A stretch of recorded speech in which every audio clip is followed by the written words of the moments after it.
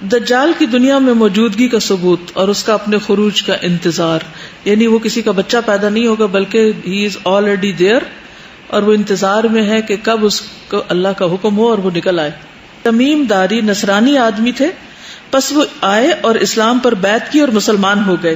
وہ بنو لخم اور بنو جذام کے 30 آدمیوں کے ساتھ ایک بحری کشتی میں سوار ہوئے، پس انہیں 1 ماہ تک بحری موجیں دھکیلتی رہیں، یعنی مسلسل وہ موجوں کے لپیٹ میں رہے. پھر وہ سمندر میں ایک جزیرہ کی طرف پہنچے، یہاں تک کہ سورج غروب ہو گیا تو وہ چھوٹی چھوٹی کشتیوں میں بیٹھ کر جزیرہ کے اندر داخل ہوئے تو وہاں انہیں ایک جانور ملا جو موٹے اور گھنے بالوں والا تھا.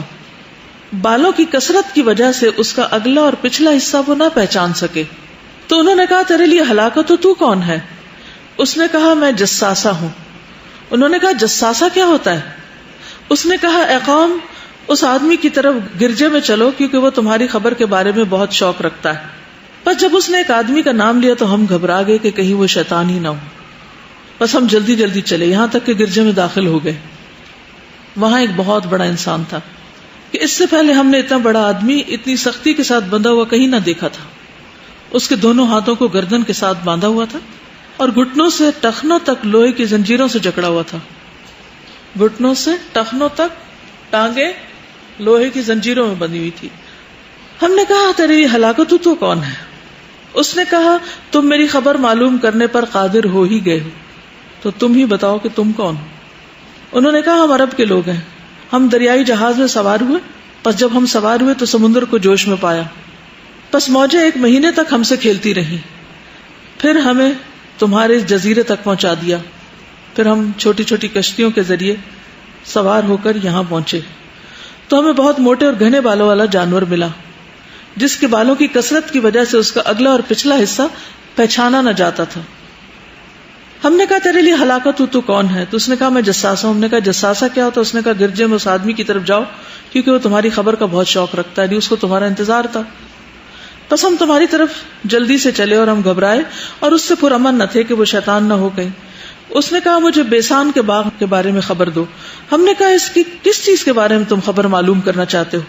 اس نے کہا میں اس کی کھجوروں کے پھل کے بارے میں پوچھنا چاہتا ہوں. ہم نے اس سے کہا ہاں پھل آتا ہے. اس نے کہا ان قریب یہ زمانہ آنے والا کہ وہ درخت پھل نہ دیں گے. اس نے کہا مجھے بحیرہ تبریہ کے بارے میں خبر دو. ہم نے کہا اس کی کس چیز کے بارے میں تم خبر جاننا چاہتے ہو؟ اس نے کہا کیا اس میں پانی ہے؟ ہم نے کہا اس میں پانی کثرت کے ساتھ موجود ہے. اس نے کہا ان قریب اس کا سارا پانی ختم ہو جائے گا. اس نے کہا مجھے زغر کے چشمے کے بارے میں بتاؤ. ہم نے کہا اس کی کس چیز کے بارے میں تم معلوم کرنا چاہتے ہو؟ اس نے کہا کیا وہاں کے لوگ اس کے پانی سے کھیتی باڑی کرتے ہیں؟ ہم نے کہا یہ کثیر پانی والا ہے اور وہاں کے لوگ اس پانی سے کھیتی باڑی کرتے ہیں. پھر اس نے کہا مجھے امیوں کے نبی کے بارے میں خبر دو کہ اس نے کیا کیا.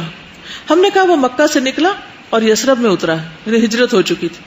اس نے کہا کیا عرب کے لوگوں نے اس سے جنگ کی ہے؟ ہم نے کہا ہاں. اس نے کہا اس نے اہل عرب کے ساتھ کیا سلوک کیا؟ ہم نے اسے خبر دی کہ وہ اپنے ملحقہ حدود کے عرب پر غالب آ گئے ہیں، یعنی آس پاس سارے علاقے کو فتح کر چکے ہیں اور انہوں نے اس کی اطاعت کی ہے. اس نے کہا کیا ایسا ہو چکا ہے؟ ہم نے کہا ہاں. اس نے کہا ان کے حق میں یہ بات بہتر ہے کہ وہ اس کے تابعدار ہو جائیں، اور میں تمہیں اپنے بارے میں خبر دیتا ہوں کہ میں مسیح الدجال ہوں. ان قریب مجھے نکلنے کی اجازت دے دی جائے گی، یعنی جب یہ نشانیاں پوری ہو جائیں گی تو پھر میں نکلوں گا. پس میں نکلوں گا اور میں زمین میں چکر لگاؤں گا اور 40 راتوں میں ہر بستی پر اتروں گا. مکہ اور مدینہ طیبہ کے علاوہ ان دونوں پر داخل ہونا میرے لیے حرام کر دیا گیا ہے. جب میں ان دونوں میں سے کسی میں داخل ہونے لگوں گا تو ایک فرشتہ تلوار لیے مجھے روک دے گا. رسول اللہ صلی اللہ علیہ وسلم نے اپنی انگلی کو منبر پر مارا اور فرمایا یہ طیبہ ہے، یہ طیبہ ہے، یہ طیبہ ہے، یعنی مدینہ ہے. کیا میں نے تمہیں یہ باتیں پہلے ہی بیان نہ کر دی؟ یعنی یہ ساری باتیں جو اب اس شخص نے آ کے بتائی ہیں ان سے میں تمہیں پہلے بھی خبردار کر چکا ہوں. لوگوں نے عرض کیا جی ہاں. آپ نے فرمایا مجھے تمیم کی اس خبر سے خوشی ہوئی ہے کہ وہ اس بات کے موافق ہے جو میں نے تمہیں دجال مدینہ اور مکہ کے بارے میں بیان کی تھی. آگاہ رہو دجال شام یا یمن کے سمندر میں ہے، نہیں بلکہ مشرق کی طرف ہے. وہ مشرق کی طرف ہے، وہ مشرق کی طرف ہے. اور آپ نے اپنے ہاتھ سے مشرق کی طرف اشارہ کیا، لیکن ایگزیکٹ جگہ پھر بھی نہیں پتا کہ مشرق میں بھی کون سی جگہ، کیونکہ مدینہ سے مشرق جو ہے وہ اس طرف کا علاقہ بنتا ہے، یعنی ہم لوگ مشرق کی طرف ہیں مدینہ سے. ٹھیک. تو اب یمن کا اگر سمندر ہو تو یہ جو بحر ہند ہے، انڈین اوشن ہے، اور واللہ عالم. تو اس سے کیا پتہ چلتا ہے؟ جو مکہ مدینہ پناہ لے گا وہ بچ جائے گا. لیکن آپ نے پچھلی علامتوں میں پڑھا تھا نا کہ مدینہ اس دور میں بہت ویران ہو جائے گا. لوگ دنیا کی خاطر مدینہ چھوڑ کر کہیں اور چلے جائیں گے. وحشی جانور ہوں گے مدینہ میں بھی، کیونکہ زلزلہ آئے گا اور منافق سب باہر نکل جائیں گے. انہوں نے پڑھا تھا کہ برمودا ٹرائنگل میں دجال موجود ہے. واللہ عالم، کچھ کہہ نہیں سکتا. انیشلی جزیرے سے آئے گا اور پھر اس کے بعد جو اس کو سپورٹ دینے والے وہ اس علاقے کے یہودی ہوں گے. لیکن اس وقت کہاں قید ہے، یہ مطلب ہے اس کا. یعنی وہ آئے گا، پھر اپنی فوجوں کو لے گا، پھر اپنے ادھر ادھر گھومے پھرے گا. یہ معنی ہو سکتا ہے. اصل بات یہ کہ نبی صلی اللہ علیہ وسلم نے جو خبر دی وہ خبر سچی ہے.